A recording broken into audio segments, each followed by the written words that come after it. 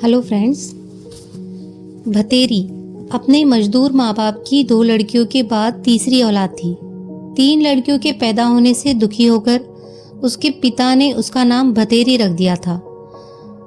भतेरी का अर्थ था बहुत, और भतेरी के माता पिता अब चौथी लड़की नहीं चाहते थे। खैर, भतेरी का नाम सार्थक हुआ। उसके बाद एक लड़के का जन्म हुआ, लेकिन भतेरी अभी भी एक बोझ ही थी। जब भतेरी 6 वर्ष की हुई तभी उसका बाप मर गया। पिता की मौत के बाद घर में अब उसकी माँ विमला और दादी रज्जो ही थे, जो इन चारों भाई बहनों का भरण पोषण कर रहे थे। भतेरी की दादी रज्जो को आज भी बेटे की मौत से ज्यादा दुख ये था कि भतेरी का बाप अपने पीछे 3-3 लड़कियों को छोड़ गया था। वो अक्सर कहा करती थी, खुद तो मुक्ति पाली, अब पता नहीं मेरी बुलाव कद होगी, कद भगवान इन नरकों से मुझे मुक्ति देगा। भतेरी ने लड़की होने के कारण अपनी पूरी जिंदगी अपने परिवार की घृणा और दुत्कार ही सही। पति की मौत के बाद भतेरी की माँ विमला भी भाव शून्य हो गई थी। उसे भी अब अपनी तीनों बेटियां जिम्मेदारी नहीं, बोझ ही दिखाई देती थी। जब भतेरी 12 वर्ष की हुई तो उसे ब्लड कैंसर हो गया। डॉक्टर ने बताया कि काफी रुपया लगेगा और परिवार में से ही किसी को अपना मेरुज्जा देना पड़ेगा। डॉक्टर ने साफ कहा था कि देने वाले की जान को कोई खतरा नहीं होगा। 12 साल की लड़की के ब्लड कैंसर होने की खबर जैसे ही गांव वालों को लगी तो भतेरी के लिए गांव वालों का दिल पसीज गया।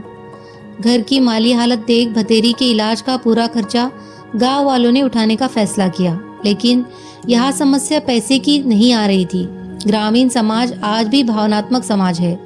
कई व्यक्ति थे जो भतेरी के इलाज के लिए पैसा खर्च करने को तैयार थे, लेकिन इस बोझ के लिए परिवार में कोई भी अपने शरीर का मज्जा देने को तैयार नहीं था।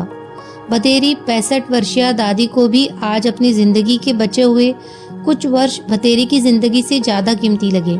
वो लड़की थी, इसीलिए उसके परिवार के लिए उसकी जिंदगी बोझ थी। अपनी बीमारी से घुटती भतेरी आज मर चुकी थी। घर पर काफी लोग जमा थे। सब भतेरी की माँ और दादी को ढांढस बंधा रहे थे और उनकी गरीबी को कोस रहे थे। आज मृत भतेरी का चेहरा शांत था। उसने अपनी जिंदगी में बस अपने परिवार की दुत्कार ही सही थी और बाद के कुछ समय बीमारी की पीड़ा, लेकिन आज वो शांत लग रही थी।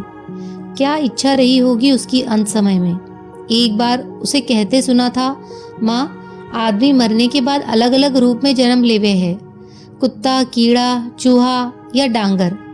माँ, मैं तो डांगर या कीड़ा बन जाऊंगी पर आदमी ना बनूं। देखिए, जानवरों को तो पता ही ना होता उनकी औलाद में कौन सा लड़का कौन सी लड़की। आदमियों को ही पता हो, यो फर्क तो बस। उसका बाल सुलभ मन मानव की इस वृत्ति का प्रतिकार नहीं कर सकता था, लेकिन जिंदगी भर जो घृणा उसने अपने प्रति देखी थी उसे वो जरूर महसूस कर सकती थी। शायद भगवान उसकी अंतिम इच्छा पूरी कर देगा, उसे मानव नहीं पशु योनि में जन्म देगा।